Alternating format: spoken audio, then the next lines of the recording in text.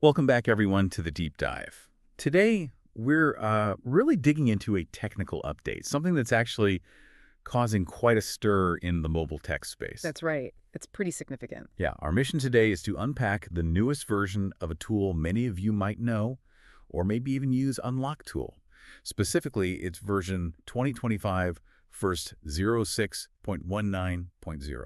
And this one's really crucial if you're interested in, how modern Android phones work, how they get repaired. We're talking especially about the latest stuff from Oppo, Realme, and OnePlus. Particularly those running the very newest Android 15, right? Yeah, Which have been tricky. exactly. They've presented some real challenges. So, yeah, this update is timely. We're aiming to cut through the technical jargon and just give you the key takeaways. Perfect. Okay, let's jump in. First off, maybe just a quick refresher. Unlock Tool, what is it generally? Sure. So Unlock Tool is basically a well-known piece of software.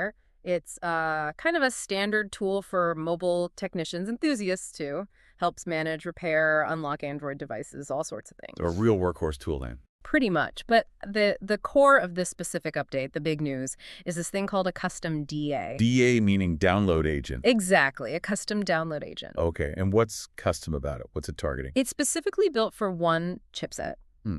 The MediaTek MT6833. Ah, okay. MT6833. Why is that one important? Well, it's a MediaTek 5G chip, so it's modern, it's current, and you find it in a lot of the newer phones coming out now. Think popular Oppo A-series models, the Realme Marzo series, Okay. and even some regional versions of the OnePlus Nord CE Lite phones use it too. Right, so it's widespread. And the issue was these phones, especially on Android 15, were hard to work with. Extremely hard, yeah. Before this, tools really struggled with devices running Android 15 on this MT6833 chip. The security was just, well, effective. So this custom DA is basically the key needed to get past those specific roadblocks. So it unlocks functionality that was previously blocked on these newer devices. Precisely. It turns something that was honestly often impossible or very risky into something manageable. It's a game changer for technicians working on these specific models. Okay, so we understand the problem, new chip, new Android version, tough security, and this custom DA is the solution. But let's get practical. What can you, the user or the technician, actually do now with this update that you couldn't easily do before? What doors does it open? Right, the capabilities. Well, number one is FRP removal, factory reset protection. Ah, the bane of many secondhand phone buyers. You got it. That Google account lock after a reset, this streamlines removing that. Hugely helpful. Okay, that alone is big. What else? You can also perform a proper factory reset. The tool specifically mentions a format plus safe option. Safe implies less risk of messing things up, I guess. Exactly. It's designed to minimize potential issues, which is always good. Definitely. Keep going. Then there's bootloader unlock or relock, which is, essential for anyone wanting to install custom software, custom ROMs, or even just return a device to stock settings securely. Right. Crucial for customization and deeper repairs. And maybe the most useful thing for many repair scenarios is device recovery. Think about phones stuck on the logo, hang-on logo, or in a boot loop, just restarting endlessly. Yeah, common problems. This tool, with the custom DA, can often fix those without needing to do a full firmware flash. Oh, it's significant. Because flashing firmware can be complex, right? You need the right files, the right tools. Absolutely.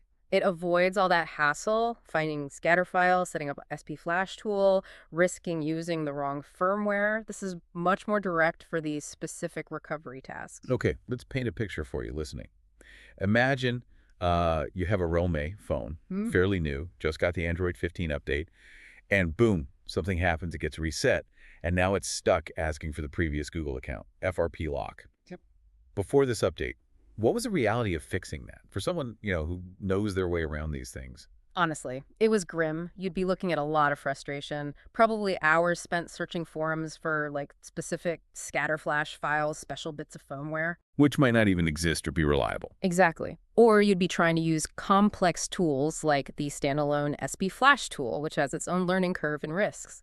It was messy, time-consuming, and frankly, the risk of bricking the phone, rendering it unusable, was pretty high. A real headache. Totally. Yeah, with this Unlock Tool update, you open the tool, you select the MT6833 custom DA from the list, connect the phone, and you basically click a button for a safe format or FRP bypass. That's a world of difference. It really is. So that marketing line, no brick risk, no file hassle, it actually holds water in this case. For these specific operations on this chipset, yes, it significantly lowers the risk and eliminates the need to hunt down firmware files just for an FRP removal or a safe format.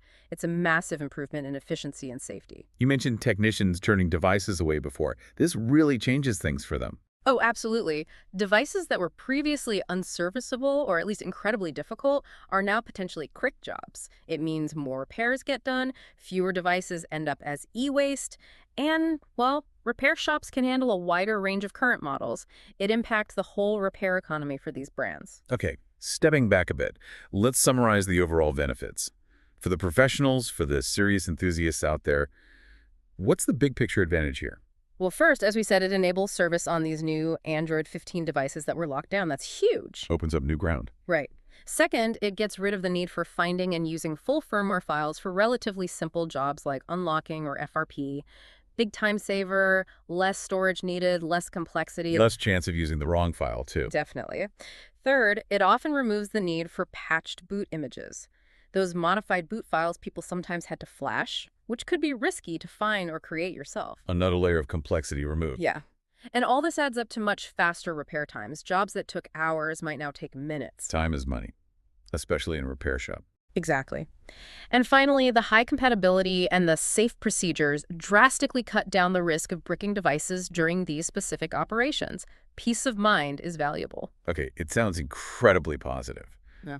But let's be balanced. Are there limitations, things people need to be aware of? What doesn't it do? Good point. It's important to manage expectations.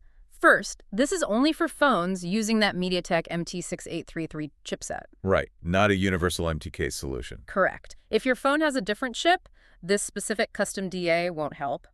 Second, this tool, even with the DA, is not for performing a full firmware flash. It handles specific tasks, safe format, FRP, bootloader toggle, basic recovery. It doesn't replace the need for full flashing tools if you need to, say, completely reinstall the OS or upgrade, downgrade firmware versions. So it's a precision tool, not a sledgehammer. Well put. Also, it doesn't magically remove all security. For things like bootloader unlocking on some devices, there might still be manufacturer-level authentication needed. Meaning it might still need online verification or maybe even test points in some cases. Potentially, yes, depending on the specific device model and its security implementation. This tool bypasses certain layers for FRP and formatting, but server-side auth checks for bootloader unlock might still be in place. Caution is still needed, especially with devices known for strong auth security. Understood. So powerful, but within a defined scope. Exactly. Know what it does and what it doesn't. This update definitely seems to cement Unlock Tool's position. They seem pretty quick off the mark with these things. They really do. Unlock Tool has built a reputation for being, well, one of the fastest, if not the fastest, provider of updates for MediaTek phone issues. Getting support out this quickly for Android 15 on a tricky chipset with a custom DA solution. It's impressive. Makes me feel like a must-have if you're regularly dealing with Oppo or Realm, maybe those specific OnePlus models too. I'd say for anyone doing repairs or deep work on those brands, yeah, it's becoming almost essential. It's a solid investment that pays off quickly in time saved and jobs enabled. So as we wrap up this deep dive, it does make you think, doesn't it? We see these tools constantly evolving, getting faster, bypassing new security measures almost as soon as they appear. Yeah, it's a constant cycle. How does this whole, rapid-fire tool development versus device security race, how does it shape the future for us as owners? Our ability to repair, to modify, to truly control the technology we buy? That's the big question, isn't it? What's the right balance between locking things down for security and allowing users and repairers access? And where is this ongoing evolution taking us? Something for you to think about as these tools keep getting sharper.